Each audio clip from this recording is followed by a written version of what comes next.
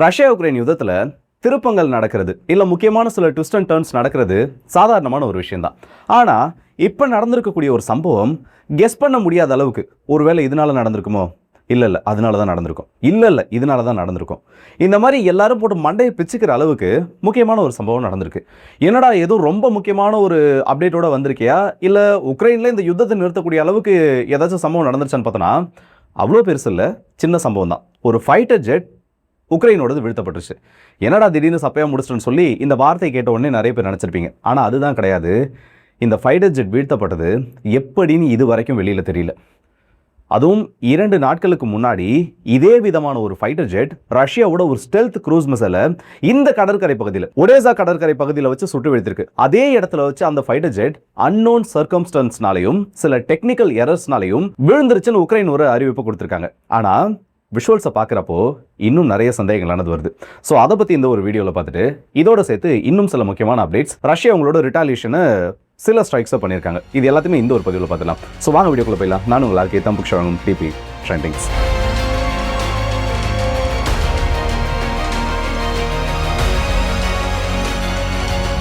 இந்த fighter jet shut டவுனை பற்றி பார்க்கறதுக்கு முன்னாடி முக்கியமான ஒரு அப்டேட் உங்ககிட்ட நான் சொல்லணும்னு நினைக்கிறேன். என்னன்னு பார்த்தீங்கன்னா, உக்ரைனோட deputy chief of defence intelligence major general Vadym Skibitskyi அவர்கள் இன்னைக்கு ஒரு அறிவிப்பை கொடுத்துருக்காங்க. இந்த அறிவிப்பில் என்ன சொல்லியிருக்காங்கன்னு பார்த்தோன்னா, வெஸ்டர்ன் இன்டெலிஜென்ஸ் எங்களுக்கு இவ்வளோ நாள் ரொம்ப உதவியாக இருந்துட்டு இருந்துச்சு. ஆனால் இப்போ ரீசன்ட் டைம்ஸில் பார்த்தோன்னா இந்த இன்டெலிஜென்ட் ரிப்போர்ட்ஸோட அந்த தரவுகள் ட்ரஸ்டபிளாக இல்லை. எங்களோட உளவாளிகள் கிட்ட இருந்து வரக்கூடிய தரவுகளும் நிறைய இடத்துல மிஸ்மேட்ச் ஆக ஆரம்பிக்குது. இதுக்கு எக்ஸாம்பிளாக ஒரு இன்சிடென்ட்டையும் மென்ஷன் பண்ணியிருக்காரு. ஏன்னா ஒரு நாட்டோட டிஃபென்ஸ் சீஃப் இந்த அளவுக்கு ஒரு அறிவிப்பை கொடுக்க மாட்டாங்க. அதுவும் இன்டெலிஜென்ஸ் ஏஜென்சிலிருந்து அறிவிப்புகள் வரப்போ மிஸ்மேட்ச் இருக்குதுன்னு சொன்னாங்கன்னா ஒன்று அது சைக்காலஜிக்கல் வார்ஃபேராக இருக்கணும், இல்லை உண்மையான ஒரு தகவலாக இருக்கணும். இதோட முடிவு என்னன்னு எடுக்கிறத நான் உங்ககிட்ட விட்டுறேன். ஆனால் அவர் என்ன சொல்லியிருக்காரு, அதுக்கு பின்னாடி இருக்கக்கூடிய டேட்டா என்னன்றதை முதல்ல சொல்லிடுறேன். ரஷ்யாவோட மிசைல் ப்ரொடக்ஷன் எல்லாருமே எதிர்பார்த்தது என்னன்னா, இனிமேல் அவங்களால பெருசாக மிசைல் ப்ரொடியூஸ் பண்ண முடியாது. ஆனால் அதை பொய்யாக்கக்கூடிய வகையில் ரஷ்யா ஃபயர் பண்ணக்கூடிய எண்ணிக்கை மட்டும் இருந்துட்டு இருக்கு. எங்களோட எஸ்டிமேட்ன்றது ரஷ்யா ஒரு மாசத்துல தயாரிக்கிறது மட்டுமே 60 இஸ்கேந்தர் ஏவுகணைகள். ஆனால் அவங்க ஜூலை மாசத்துல மட்டும் எங்க மேல ஃபயர் பண்ணது, அதாவது கன்ஃபார்ம்டா உள்ள லான்ச் பண்ண அந்த லைவ் மிசைல்ஸோட எண்ணிக்கை மட்டுமே 65. இது நாங்கள் எதிர்பார்த்ததை விட 108% அதிகமாக அந்த ப்ரொடக்ஷன் ரேஷியோவை இன்க்ரீஸ் பண்ணியிருக்கு. இதற்கு அடுத்தபடியாக பார்த்தோன்னா KH-101 க்ரூஸ் ஏவுகணைகளோட எண்ணிக்கையானது 87 மிசைல்ஸ் தான். அதாவது KH-101 ஏவுகணையோட ப்ரொடக்ஷன் ரஷ்யானால எவ்வளவு ப்ரொடியூஸ் பண்ண முடியும் வெஸ்டர்ன் கண்ட்ரி சொல்லியிருந்தாங்கன்னா ஒரு மாசத்துக்கு வெறும் 72 தான். ஆனா ஜூலை மாசத்துல இதே ரஷ்யா இந்த மிசைல்ஸ் எங்க மேல ஃபயர் பண்ணது மட்டுமே 87க்கும் அதிகம். ஸோ இது வந்து 140% அதிகமாக இந்த ரிப்போர்ட்ஸில் மிஸ்மேட்ச் இருக்குது. ப்ரொடக்ஷன் அதிகமாக இருக்குது. Kalibr cruise missile, Zircon hypersonic missile, Onyx supersonic cruise missile இதெல்லாம் பார்த்தோன்னா சராசரியாக Kalibr 29, Zircon 33, Onyx cruise missile 60. இதெல்லாம் வந்து ஆவரேஜாக ஒரு மாதத்துக்கு 8 மிசைல் தான் உற்பத்தி பண்ண முடியும், 9 மிசைல் தான் உற்பத்தி பண்ண முடியும்னு சொல்லியிருந்தாங்க. ஆனால் ஒரு மாதத்திலேயே இதை விட அதிகப்படியான மிசைல்ஸ் எங்கள் மேலே லான்ச் பண்ணிட்டாங்க. ஸோ வரக்கூடிய இன்டெலிஜென்ஸ் இன்புட் ஆனது எங்களுக்கு கிடைக்கக்கூடிய அந்த கிரெடிபிலிட்டி, வரக்கூடிய டேட்டா ரொம்பவே மிஸ்மேட்ச் ஆகுதுன்னு சொல்லி அவரோட ஆதங்கத்தை இந்த இடத்துல கொட்டியிருக்காரு.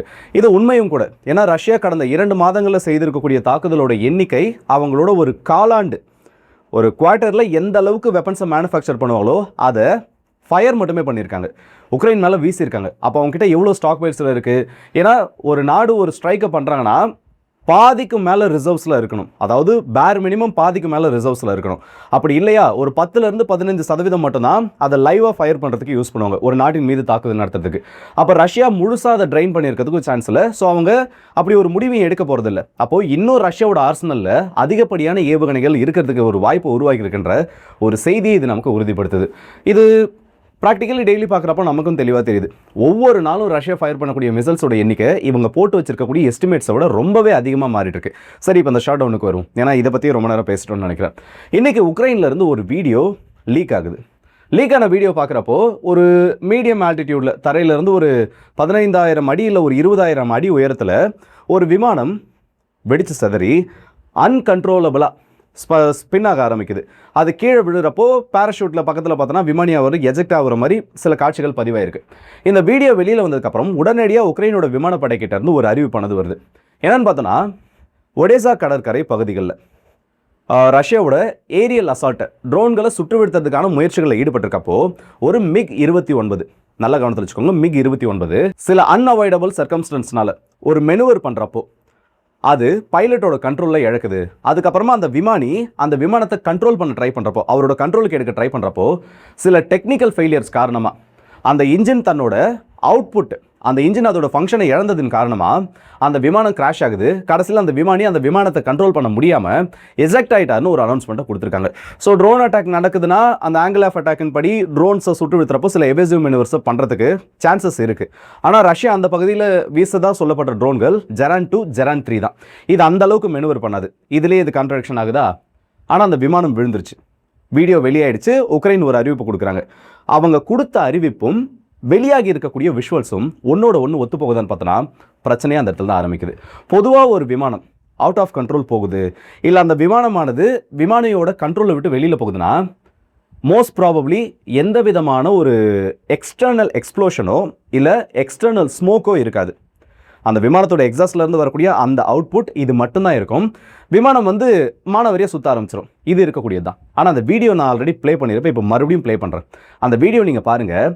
அந்த விமானத்தோட வால் பகுதிக்கும் அந்த பெல்லின்னு சொல்லுவாங்கள்ல அடிப்பகுதி, அதற்கும் இடையில் ஒரு தீ விபத்து ஏற்பட்டிருக்கு.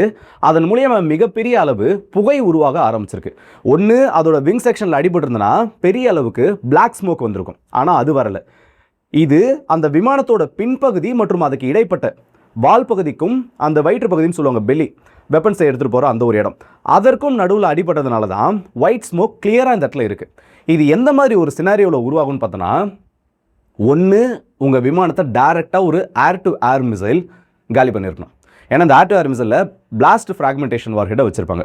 உங்கள் விமானம் ஒரு குறிப்பிட்ட தொலைவு அது பக்கத்தில் வந்துருச்சுனால இது வெடிச்சு சாதிடும். நேரடியாக இப்போ இந்த விமானத்தின் மீது மோதணும்ன்ற ஒரு அவசியம் கிடையாது. இங்கே அந்த ஃபைட்டர் ஜெட் இருக்குது. பக்கத்தில் இங்கே வரப்பவே இந்த கேப் தெரியுதா? இங்கே வரப்போ வெடிச்சதுன்னா அதோட அந்த ஷாக் வேவ்ஸ், அதுலேருந்து வெளியில் வரக்கூடிய ஷார்ப்னல்ஸ், அதுலேருந்து வெளியில் வரக்கூடிய ஆப்ஜெக்ட்ஸ் அந்த விமானத்தை உடச்சி எரிஞ்சிடும். ஸோ அந்த மாதிரி ஒரு சூழ்நிலையில் தான் இது சாத்தியமாகும். அண்ட் இதை உறுதிப்படுத்துறதுக்கு இன்னொன்று இருக்குது. இந்த வீடியோவை நீங்கள் பார்த்துருப்பீங்க. இந்த ஒரு சின்ன இடத்த ஃப்ரீஸ் ஃப்ரேம் போடுறேன். இதை நீங்கள் பார்க்குறப்போ நார்மலாக தெரியும், எதுவும் தெரியாது.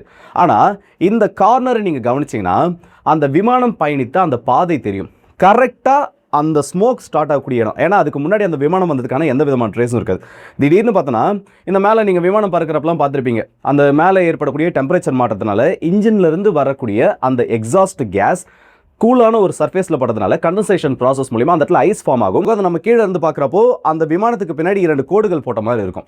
ஆனால் இந்த விமானம் பறந்துட்டு இருந்து தரையிலேருந்து ரொம்ப குறைவுன்னு சொல்ல முடியாது, ஒரு மீடியமான ஆல்டிடியூடில் தான். அதுவும் இந்த கோடு ஏற்பட்டிருக்கக்கூடிய இடமும் அந்த விமானம் வெடிச்சு சிதறி அந்த ஸ்மோக் புகை உருவாகி இருக்கக்கூடிய இடத்துக்கும் பார்த்தோன்னா ஒரு 400லேருந்து 500 மீட்டர் இடைவெளி மட்டும்தான் இருக்கும். இது என்னத்தை உணர்த்துதுன்னா, இந்த புகை உருவாகி இருக்கக்கூடிய அந்த ஒரு இடம் இருக்குல்ல, அந்த ஒரு சிங்கிள் லைன் மாதிரி அந்த இடத்துல வரப்பவே இந்த விமானத்தை ஒரு அன்னோன் ஆப்ஜெக்ட் ஸ்ட்ரக் பண்ணியிருக்கு. அந்த அன்னோன் ஆப்ஜெக்ட் ஸ்ட்ரக் பண்ணதுக்கு அப்புறமா இந்த விமானத்திலேருந்து புகை வெளியில் வர ஆரம்பிச்சிருக்கு. அந்த இடத்துல ஹிட் வாங்கினதுக்கப்புறம் அந்த விமானினால் அந்த ஏர்கிராஃப்டை கண்ட்ரோல் பண்ண முடியல. அவர் வெளியில் எஜெக்ட் ஆனதுக்கப்புறமா அந்த விமானம் பெரிய ஒரு வெடிப்புக்குள்ளாகுது. அந்த எக்ஸாக்டாக அந்த ஒரு ஸ்மோக் ஆரம்பிச்சதுலேருந்து இந்த இடத்துல விமானம் வெடிச்சு சிதறக்கூடிய அந்த ஒரு இடத்த நீங்கள் பார்க்குறப்பவே ஏதோ ஒரு ஆப்ஜெக்ட் அடிச்சிருக்கு. இந்த இடத்துல விமானம் அவுட் ஆஃப் கண்ட்ரோல் போகிறப்போ அந்த விமானி எஜெக்ட் ஆயிருக்காரு. அதற்கப்புறமா வெடித்து சிதறி அந்த விமானம் கண்ட்ரோல்லே இல்லாத அந்த விமானம் பெரிய அளவில் சுற்ற ஆரம்பிச்சு கீழே விழுகுது. இது தெளிவாக தெரியும். அப்போது இது ரஷ்யாவோட ஒரு ஏர் டு ஏர் மிசைல்னால தான் நடந்திருக்குமான்னு பார்த்தோன்னா கண்டிப்பாக அதனால தான் நடந்திருக்கணும்னு சான்ஸ் இல்லை. ஒரு ட்ரோனை இவங்க சுட்டு வீழ்த்த முயற்சி பண்ணுறப்போ சுட்டு வீழ்த்தப்பட்ட அந்த ட்ரோன் இன்ஜினோட எக்ஸாஸ்டில் விழுந்தாலும் இது நடக்கும். ஆனால் இந்த விமானத்தோட அந்த ட்ரேஸ், அது விழக்கூடிய விதம், அதில் ஏற்பட்டிருக்கக்கூடிய அந்த வெடிப்பை பார்க்குறப்போ ட்ரோன்கள்னால இது விழுந்திருக்கிறதுக்கான சான்ஸ் மிக மிக குறைவு. ஒரு சர்ஃபேஸ் டு ஏர் மிசைல் மூலியமாகவோ இல்லை ஒரு ஏர் டு ஏர் மிசைல் மூலியமாகவோ அந்த பிளாஸ்ட் ஃப்ராக்மெண்டேஷன் வார்ஹெட் டைப்பில் இருக்கக்கூடிய அந்த ஏவுகணை வீசப்பட்டு அது அந்த விமானத்துக்கு அருகில் வரப்போ அந்த இன்ஜினுக்கும் பின்னாடி அந்த எக்ஸாஸ்டுக்கும் இறக்கை பகுதிக்கும் இடைப்பட்ட பகுதியில் மோதி அது வெடிச்சிருந்தாலோ இல்லை பக்கத்தில் வரப்போ அது வெடிச்சிருந்தாலோ மட்டும்தான் இந்த மாதிரி ஒரு சினாரியோ இருக்கிறதுக்கான சான்ஸ் இருக்குது. அண்ட் மோஸ்ட் ப்ராபப்ளி ஒரு surface to air missile system இல்லாமல், ஏன்னா கிரீமியாவிலேருந்து இதை டார்கெட் பண்ணுறதுன்றது ரஷ்யா அதை செய்வாங்களான்னு தெரியல. ஏன்னா S-400 பன்சிர் போன்ற அமைப்புகள் உக்ரைனோட ட்ரோன்கள்னால பெரிய ஒரு பிரச்சனைக்கு உள்ளாக்கப்பட்டிருக்கு. அப்போது Su-57 மேபி இதிலையும் பயன்படுத்தப்பட்டிருக்கலாம். ஏன்னா 2 நாட்களுக்கு முன்னாடி Su-57லேருந்து வீசப்பட்ட அந்த ஸ்டெல்த் ஏவுகணை தான் இதே கடற்கரை பகுதிகளில் வச்சு உக்ரைன் டிஃபெண்ட் பண்ணியிருந்தாங்க. அப்போது அந்த மாதிரி உள்ள ட்ரோன் அட்டாக் பண்ணுறப்போ இந்த விமானங்கள் வரும்ன்றதுக்காகவே அந்த இடத்துல Su-57 எஸ்காட்லேயோ இல்லை அந்த இடத்துல பாதுகாப்பு பணிகளில் ஈடுபட்டிருக்கிறதுக்கான வாய்ப்புகள் இருந்திருக்கு. அது தெரியாமல் உள்ளே வந்த இந்த விமானம் மாட்டி இருக்கிறதுக்கான ஒரு வாய்ப்பு இருக்குது. இதெல்லாம் வந்து ஒரு தியரியாக மட்டும் நான் சொல்லலை. விசிபிளாக இருக்கக்கூடிய அந்த இன்ஜின் ட்ரையல்ஸை பார்க்குறப்பவும் அந்த விமானம் அடிப்பட்ட அந்த விதம், கீழே விழக்கூடிய விதம், அதில் ஏற்பட்டிருக்கக்கூடிய அந்த பாதிப்புகள், அதில் வரக்கூடிய அந்த புகைகள், இது எல்லாத்தையும் பார்க்குறப்போ இதை ஈஸியாக கெஸ் பண்ண முடியுது. இது என்னோட ஒரு கெஸ்ஸிங் தான். அஃபிஷியல் நியூஸ் எதுவும் அவங்க சொல்ல போகிறதும் இல்லை, வெளியில் வர போகிறதும் இல்லை. ஸோ இதை பற்றி உங்களோட கருத்துக்கள் என்ன சொல்லி மறக்காமல் சொல்லுங்கள். அண்ட் ரஷ்யா நேற்று நள்ளிரவு நேரத்தில் 8 KN-23 ஏவுகணைகளை உக்ரைன் மேலே வீசியிருக்காங்க. இது வடகொரியாவோட மிசைல் தான். அதில் 2ஆ 4ஆன்னு தெரியல, 2 ஏவுகணைகள் கீவின் மீது வீசப்பட்டதுன்னு உக்ரைனோட செய்திகள் வந்திருக்கு. ஆனால் ரஷ்யா என்ன சொல்கிறாங்கன்னா 4 மிசைல்ஸ் வீசப்பட்டதாக சொல்கிறாங்க. ரெண்டுத்தில் எதுவும் உண்மை தெரியல. ஸோ மோஸ்ட் ப்ராபப்ளி ஒரு 2ஆவது மேலே வீசப்பட்டிருக்கலாம். உக்ரைனோட சோர்ஸை நம்ம எடுத்துட்டனாலே ஒரு 2 ஏவுகணையாவது வீசப்பட்டிருக்கலாம். அப்போ உக்ரைன் என்ன பண்ணியிருக்காங்கன்னா பேட்ரியட் இன்டர்செப்டர்ஸாக லான்ச் பண்ணியிருக்காங்க. அதற்கு முன்னாடி என்ன நடந்துச்சு? ரஷ்யா ஒரு டெஸ்டிங்காக உள்ள இஸ்கேந்தரோட டம்மி மிசைல்ஸ் அனுப்பியிருக்காங்க, ஏதாச்சும் லான்ச் இருக்கான்னு டிடெக்ட் பண்ணுறதுக்கு. அப்போ உக்ரைனுக்குள்ள Patriot air defence system restock பண்ணப்பட்டிருக்கு. நேற்று 4 மிசைல்ஸ் உள்ள லான்ச் ஆயிருக்குன்னா உள்ள பேட்ரியட்டோட அமிஷன், அதுவும் PAC-3 வேரியண்ட்டோட அந்த மிசைல்ஸ், இன்டர்செப்டார் மிசைல்ஸ் உள்ள ஸ்டாக் பண்ணப்பட்டிருக்கு. நேற்று அந்த மிசைல்ஸும் லான்ச் பண்ணப்பட்டிருக்கு. ஆனால் அவங்க லான்ச் பண்ண நேரமாக என்னன்னு தெரியல. ரஷ்யா ரொம்ப மினிமலான மிசைல்ஸ் தான் உள்ள லான்ச் பண்ணியிருக்காங்க. மேபி வரக்கூடிய நாட்களில் பெரிய ஒரு ஸ்ட்ரைக்கை கீவ் மேலே பண்ணுறதுக்கு இது ஒரு முன்னோட்டமாக ரஷ்யா எடுத்துக்கிறதுக்கான அந்த சான்ஸும் மேபி இந்த இடத்துல இருக்குது. ஸோ இதை பற்றி உங்களோட கருத்துக்கள் என்னன்னு சொல்லி மறக்காம கமெண்ட் செக்ஷனில் சொல்லுங்கள். மெயினாக அந்த MiG-29 வீழ்த்தப்பட்டதுக்கு எனக்கு தெரிஞ்சு Su-57 காரணமாக இருந்திருக்கும். உக்ரைன் எதிர்பார்க்காத நேரத்தில், அதுவும் அந்த அதை பார்க்குறப்ப, அந்த ஃபுட்டேஜை பார்க்குறப்பவும் அதில் ஏற்பட்டிருக்கக்கூடிய அந்த மிசைலோட அந்த ஒரு மார்க்கிங்ஸை பார்க்குறப்பவும் அது தெளிவாக தெரியுது. இதை பற்றி உங்களோட கருத்துக்கள் என்னதையும் மறக்காம கமெண்ட் செக்ஷனில் சொல்லுங்கள். Su-57 இது வரைக்கும் அதிகாரப்பூர்வமாக இவங்க அனௌன்ஸ் பண்ணதுபடி பார்த்தோன்னா 3 கில்ஸ் கன்ஃபார்ம் ஆயிருக்கு. இது இல்லாமல் இதோட சேர்த்தனா 4. ஒருவேளை வேறு ஏதாச்சும் வாய்ப்புகள் இருந்திருக்கு, இல்லை நான் அதை மிஸ் பண்ணிட்டேன்னு நினைக்கிறீங்கன்னா அது என்னன்னு சொல்லி மறக்காம கமெண்ட்ஸில் சொல்லுங்கள். ஸோ அடுத்த வீடியோஸ் நிற்போம். அது விடைபெறுது உங்கள் RK.